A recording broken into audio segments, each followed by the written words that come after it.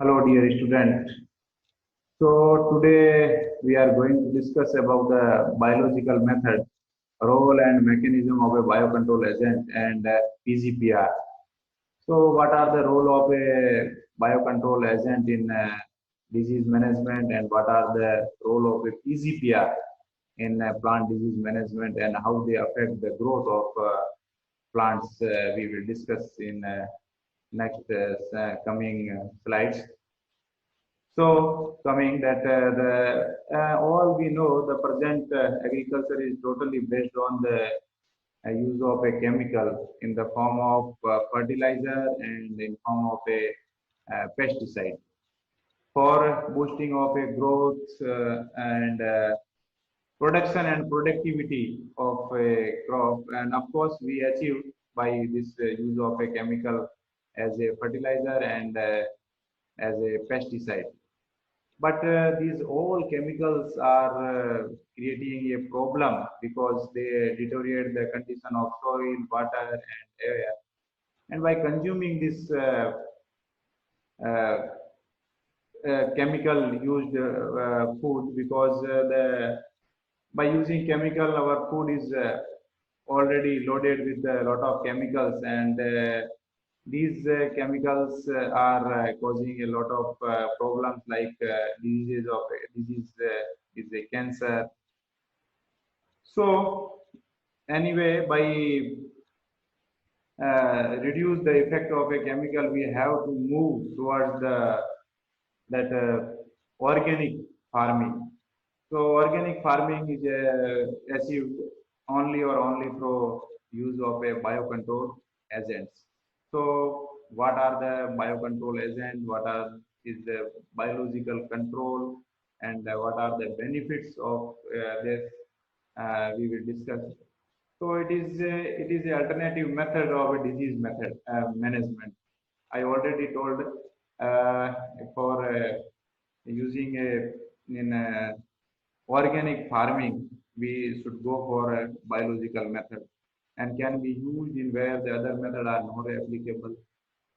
इसको यूज करना थोड़ा इजी है क्योंकि जहाँ दूसरे मेथड हम अप्लाई नहीं कर सकते हैं केमिकल्स वगैरह उनके इनको यूज कर सकते हैं act as a selective target organism ये जो है आपके वेरी सिलेक्टिव या वेरी स्पेसिफिक है जिनको कि यूज किया जा सकता है non toxic to human and environment biological method जो है आपका इन्वायरमेंट के लिए इन्वायरमेंट में किसी प्रकार का कोई पॉल्यूशन नहीं करता उसी तरह आपका जो है वो ह्यूमन पे भी किसी प्रकार का कोई इफेक्ट नहीं डालता है सेल्फ सस्टेनिंग क्योंकि biological agent are living things तो ये सेल्फ सस्टेनिंग है इजी एडेप्टेशन है अगर एक बार आपने फील्ड में इंट्रोड्यूस कर दिया तो उसके बाद ये अपने आप जो है मल्टीप्लाई होता रहेगा डाइवर्सिफाई मोड ऑफ एक्शन का जो मोड ऑफ एक्शन है वो आपका जो है डाइवर्सिफाइड है ठीक है बहुत प्रकार के जो है वो बायो एजेंट अवेलेबल है प्लस ये बहुत प्रकार से जो है वो जैसे for antibiosis parasitism cedar for protection plant growth promoting बहुत तरीके से जो है ये काम करेगा reduce the possibility of A inducing resistance और इससे प्लांट के अंदर किसी प्रकार की कोई रेजिस्टेंसी नहीं आती जैसे बात करें अपन केमिकल्स की तो केमिकल्स के अगेंस्ट जो है वो प्लांट में यूवी रेजिस्टेंसी आ जाती है प्लस जो पैथोजन भी उसके अगेंस्ट जो है वो रेजिस्टेंस हो जाता है म्यूटेशन के थ्रू लेकिन बायो कंट्रोल एजेंट में इस प्रकार का कोई केस नहीं है कॉस्ट इफेक्टिव है क्योंकि एक बार अगर आपने फील्ड के अंदर इंट्रोड्यूस कर दिया तो ये मल्टीप्लाई होता रहेगा बार बार जो है आपको यूज करने की जरूरत नहीं है लॉन्ग टर्म इफेक्ट है इसका वही सेम जैसे कि एक बार इंट्रोड्यूस करने के बाद ये लंबे समय तक जो है आपका फील्ड के अंदर चलता रहेगा दूसरा की बात करें अपन बायोलॉजिकल कंट्रोल मैनेजमेंट की तो बायोलॉजिकल कंट्रोल मेजरमेंट जो है आपका मानव पुराने टाइम से भी इसको यूज करते आ रहा है इनकी form of A crop rotation and green manuring green manure और क्रॉप रोटेशन की फॉर्म में जो है इसको यूज करते आ रहा है और एग्रीकल्चर जब से डेवलप हुआ तब से कुछ हिस्ट्री को अगर अपन देखें तो सर्वप्रथम जो है जीएफ कॉन्टॉक जो है first he use the term biological control उसके बाद जो है Sanford in 1926 he reported the potato stalk disease was suppressed by a green manuring जब फील्ड के अंदर ग्रीन मैन्योर या जैसे ग्रीन मैन्योर क्रॉप को अगर दबा दिया जाता है कल्टीवेशन के थ्रू, तो उसमें जो है आपका देखा गया कि उस फील्ड के अंदर जो है वो पोटेटो स्टॉप डिजीज जो है वो कम आ रहा है, मतलब वहाँ एंटागोनिस्टिक इफेक्ट है माइक्रो ऑर्गेनिज्म का, उसकी वजह से पोटेटो जो है वो स्केप डिजीज कम है। तो ये सबसे पहले आपका जो है सैनफोर्ड ने 1926 के अंदर देखा गया। उसके बाद जो है मोस्ट इंपॉर्टेंट जो है वेंडलिंग, ये बहुत बार जो है जीआर वगैरह में पूछा गया है। 1932 he reported the parasitic nature of a trichoderma। ठीक है, अभी जो आपके बायो एजेंट से बात करें तो आपका ट्राइकोडर्मा है, कीटोमियम है, बैक्टीरिया की बात करें तो आपका बेसिलस है, स्यूडोमोनास है। तो इन्होंने सबसे पहले जो है वो ट्राइकोडर्मा की जो है पैरासिटिक नेचर को बताया। उसके बाद एच डी गैरोड जो है is a father of a bio control. H D Garrod is a father of a bio control, इन्होंने जो है बायो कंट्रोल एजेंट पे बहुत काम किया। एंड इसी तरह जो है आपका S N Winogradsky is a father of a soil microbiology. इन्होंने जो, क्योंकि अभी अपन आगे देखेंगे पीजीपीआर, तो इन्होंने काफी जो है सॉइल माइक्रोब्स है उनके ऊपर जो है काम किया है। नेक्स्ट अगर अपन बात करें कौन कौन से जो है टर्म्स यूज किए जाते हैं। हाँ, बायोलॉजिकल कंट्रोल क्या है? तो बायोलॉजिकल कंट्रोल क्या है? किसी भी लिविंग थिंग्स को दूसरे लिविंग माइक्रो ऑर्गेनिज्म के थ्रू कंट्रोल करना, मतलब control of a disease bye a living organism, मतलब एक लिविंग ऑर्गेनिज्म को दूसरे लिविंग ऑर्गेनिज्म के थ्रू कंट्रोल करना बायोलॉजिकल कंट्रोल है। तो अगर अलग अलग वैज्ञानिकों ने अलग अलग समय पर अलग अलग जो है वो परिभाषाएं दी। जो मोस्ट जो इम्पोर्टेंट परिभाषा या रिसेंट जो आपकी सामने वो है आपका कुक के अकॉर्डिंग 1987 में जो कुक ने दिया, यूज ऑफ ए नेचुरल और मॉडिफाइड ऑर्गेनिज्म जीन और gene product to reduce the effect of a undesirable organism.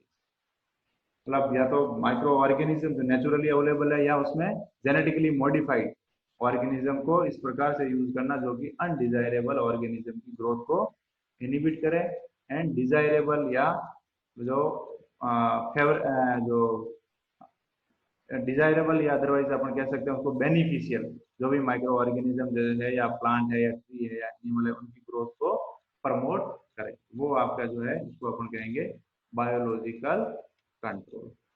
इसी तरह कुक जो है 1974 के अंदर इन्होंने एक बुक भी लिखा, कुक एंड जो है बेकर ने biological control of A plant pathogen. इस बुक के अंदर जो इन्होंने पूरा जो है mechanism and bio control agent के बारे में अच्छे से जो है वो बताया गया है।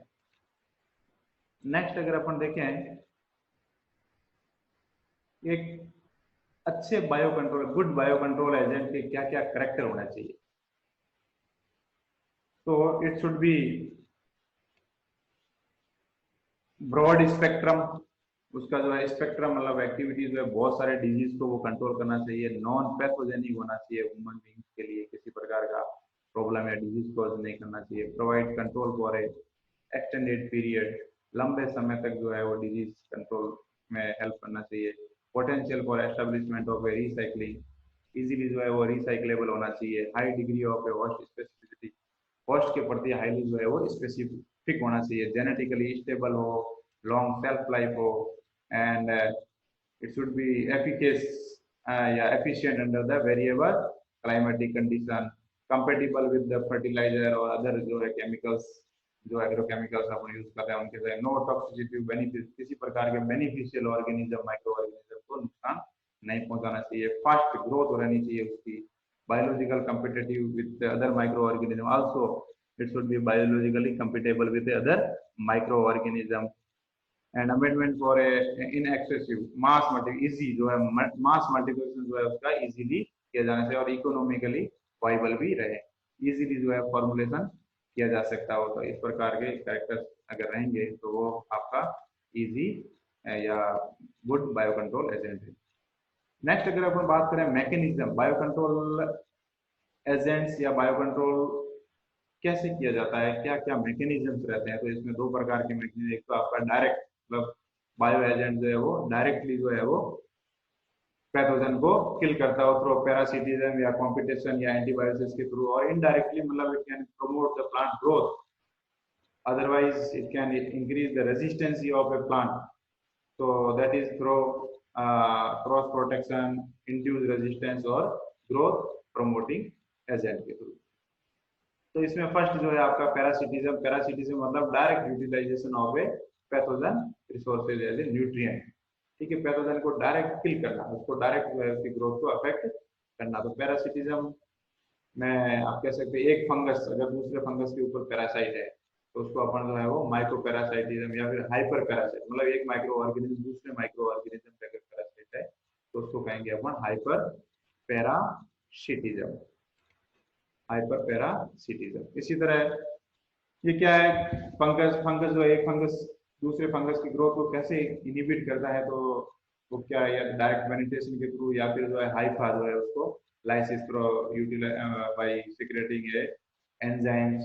ठीक है, तो हाइपर पैरासाइट मतलब हाइपर पैरासाइट जो है आपका बायो कंट्रोल एजेंट या बायो कंट्रोलिंग फंगस हो गया, और हाइपो पैरासाइट मतलब जो दब रहा है फंगस वो आपका हो गया पैथोजेनिक फंगस। एग्जाम्पल की बात करें अपन तो ट्राइकोडर्मा विरिडी जो है वो रेजिकोनियस कॉलोनी की ग्रोथ को इनहिबिट करता है। उसी तरह आपका जो है एम्पाइलोमाइसिस जो है वो पाउडरी मिल्ड्यू कॉजिंग पैथोजन की ग्रोथ को इनहिबिट करता है। उसी तरह पिथियम जो है पॉलीगैंड्रम जो है आपका फ्यूजेरियम की ग्रोथ को इनहिबिट करता है, जो सीडलिंग ब्लाइट या रूट रॉट डिजीज प्लांट के अंदर कॉज करता है। सिमिलरली जो नेक्स्ट जो है आपका वो है कैसे क्या मैकेनिज्म रहती है, तो कीमोट्रोपिक ग्रोथ, मतलब जब फंगस जो आपका बायो कंट्रोल एजेंट है प्लस जो है वो डिजीज कॉजिंग एजेंट है, दोनों जो है सॉइल के अंदर है या लीफ की सरफेस पे है, तो वो कीमोट्रोपिक मतलब केमिकल सिक्रेशन की वजह से एक दूसरे के पास में आएंगे, है ना। तो उसके बाद क्या करेंगे, रिकॉग्नाइजेशन होगा, उसको जो है बायो कंट्रोल एजेंट जो है वो पैथोजेनिक फंगस को रिकॉग्नाइज करेगा रिसेप्टर के थ्रू। फिर उसके ऊपर जो अटैचमेंट होगा, जैसे मैंने आपको डिजीज साइकिल बताया, फर्स्ट जो है आपका landing of a pathogen, then attachment of a pathogen, then penetration, then recognition, then जो है reproduction, then growth and then symptom development. तो इसी तरह जो इसमें भी आपका जो है वो पहले रिकॉग्नाइजेशन होगा, उसके बाद वो अटैच होगा, और उसके बाद जो है वो पेनिट्रेट करके अलग अलग प्रकार के एंजाइम्स का सिक्रेशन करेगा, जो सेल वॉल डिग्रेडिंग एंजाइम्स है। जैसे अपन बात करें काइटिनेज, क्योंकि फंगस की जो है वो आपका बॉडी जो है वो काइटिनेज काइटिन की बनी होती है, तो काइटिनेज के सिक्रेशन के थ्रू वो सेल वॉल को डिसॉल्व करने की ट्राई करेगा। इसी प्रकार अगर बात करें जिस प्रकार डायग्रामेटिक, अगर डायग्राम में आप देखें तो यहाँ देखिए आपने पहले क्या करेगा, ये जो फंगल हाइफा है ना, उसको जो है वो बायो कंट्रोल एजेंट जो है उसके ऊपर एक कोयल का निर्माण करके उसको अटैचमेंट हो जाएगा। उसके बाद क्या करेगा, वो पेनिट्रेट करेगा।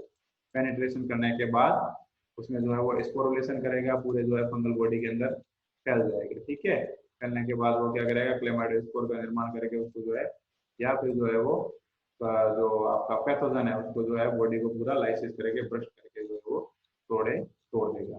ठीक है, तो इस प्रकार से जो है वो ये काम करेगा अलग अलग स्टेप्स के अंदर। नेक्स्ट अगर अपन बात करें कंपटीशन।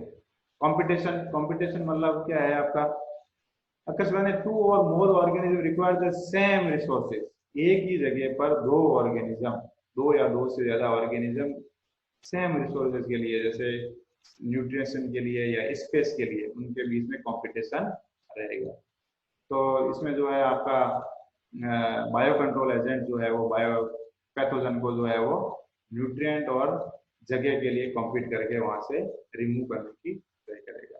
ठीक है, और दूसरी ये है कि उसमें क्या है, जैसे सीडेरोफोर का प्रोडक्शन करेगा। तो सीडेरोफोर क्या है कि जो आपका फ्री आयरन है उसको जो है वो बाइंड कर देता है या सिलेट जो रिंग की फॉर्म में लिया था। तो इसमें जो है जैसे अपन बात करें पेनिफोरा गिगेटा है ना, वो जो है आपका हेट्रोबेसिडियम जो है उसकी ग्रोथ को इनहिबिट करता है, जो रूट रॉट करता है। इसी तरह इरविनिया हर्बिकोला और इरविनिया एमाइलोवरा, क्योंकि इरविनिया एमाइलोवरा जो आपका fire flight of Apple disease cause करता है, वो भी लीफ की सरफेस पे रहता है, और इरविनिया हर्बिकोला भी लीफ की सरफेस पे ही रहेगा। तो ये जो है इरविनिया एमाइलोवरा के साथ स्पेस एंड न्यूट्रिएंट के लिए कंपटीशन रहेगा इनके दोनों के बीच। दूसरा जो है एंटीबायोसिस। तो इसमें क्या है आपका, एंटीबायोसिस मतलब जो है वो secretion of A low molecule chemicals by one organism that inhibit the growth of another microorganism। तो उसकी वजह से जैसे बहुत सारे आपके बायो एजेंट्स है वो एंटीबायोटिक का सीक्रेट करते हैं, जो कि दूसरा जो पैथोजेनिक ऑर्गेनिज्म है उसकी ग्रोथ को इनहिबिट करेगा।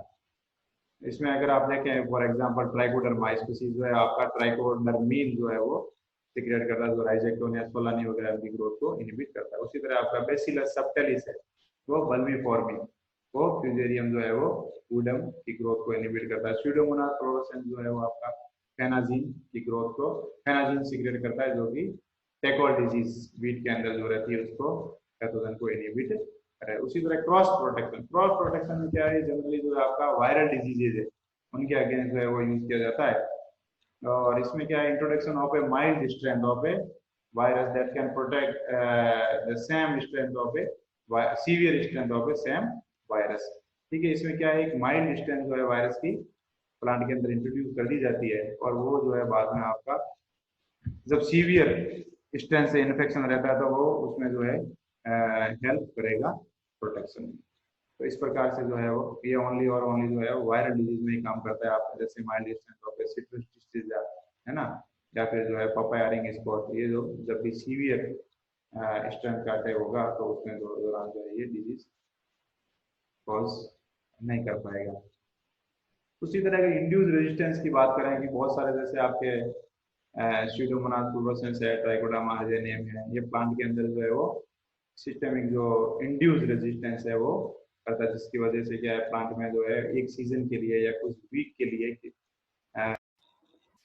so next is the growth promotion, so that biocontrol agent, a biocontrol agent promoting secreting so many growth promoting agents that can promote the growth of a plants.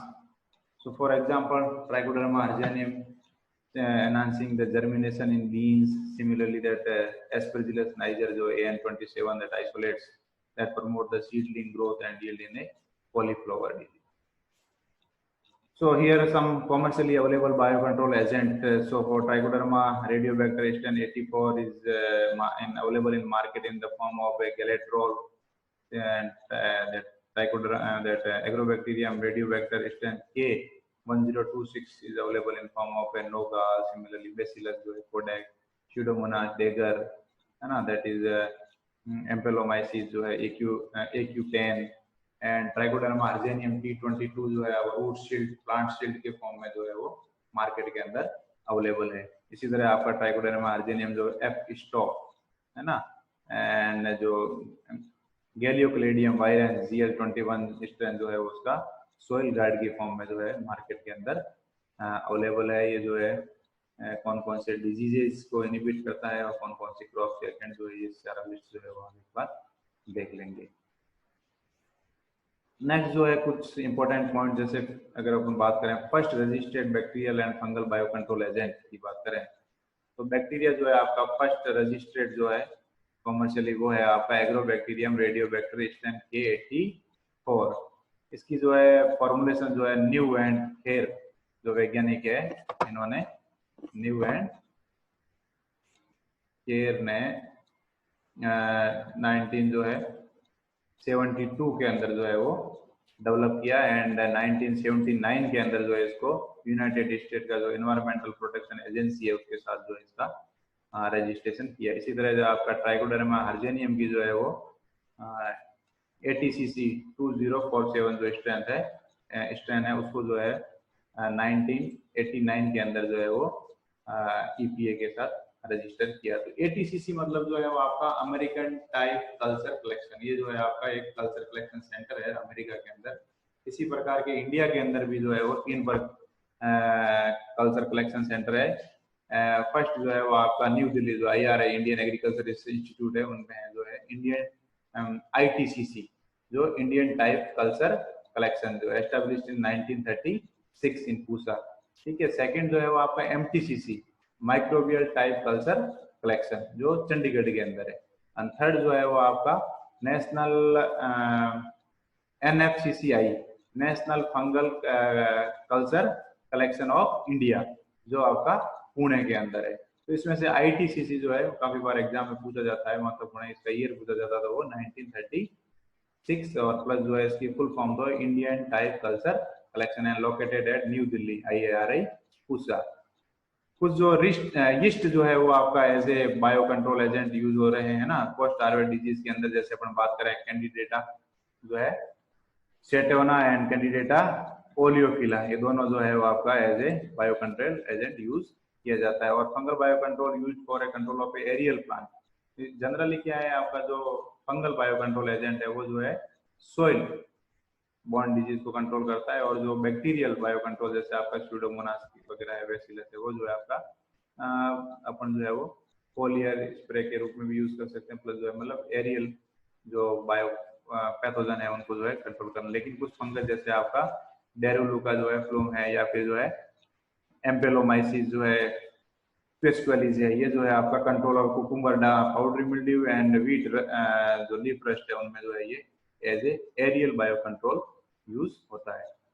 दूसरी ये बात है generally जो है आपका bio control agent का जो है डोज है वो 4 to 6 ग्राम पर केजी के हिसाब से लिया जाता है। प्लस जो है अगर कॉमर्शियली जो फॉर्मुलेशन बनाया जाता है उसमें जो है एटलीस्ट जो 2 into 10 की पावर 6 जो है वो कॉलोनी फॉर्मिंग यूनिटी मतलब CFU जो है वो should be present in formulation, तभी जो है मतलब वो वाइबल रहेगा। So thank you so much.